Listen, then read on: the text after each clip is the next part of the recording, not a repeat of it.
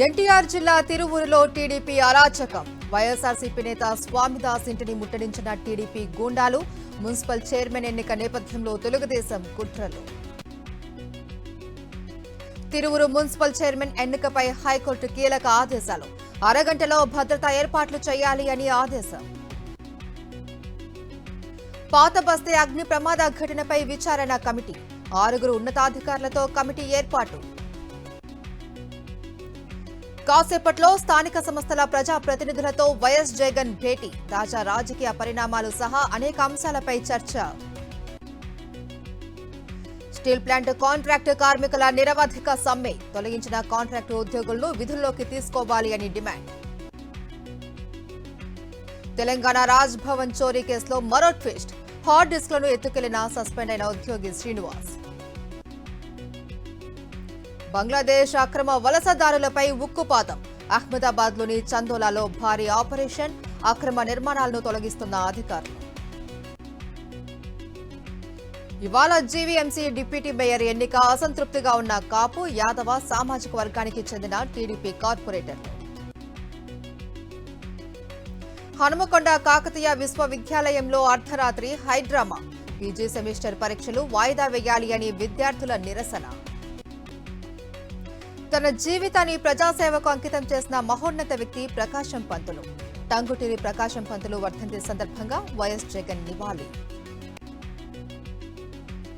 వివాదంలో టీడీపీ మాజీ మంత్రి పల్లె రఘునాథరెడ్డి. జనసేన నేత రమేష్ బాబు అదృశ్యం వెనుక పల్లె ఉన్నారని ఆరోపణలు.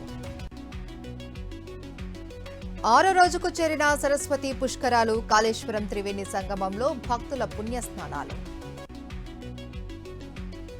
జమ్మూ కాశ్మీర్లో ఆర్మీ జవాన్ నాగరాజు ఆత్మహత్య. కుటుంబ సమస్యలే కారణమంటున్న బంధువులు.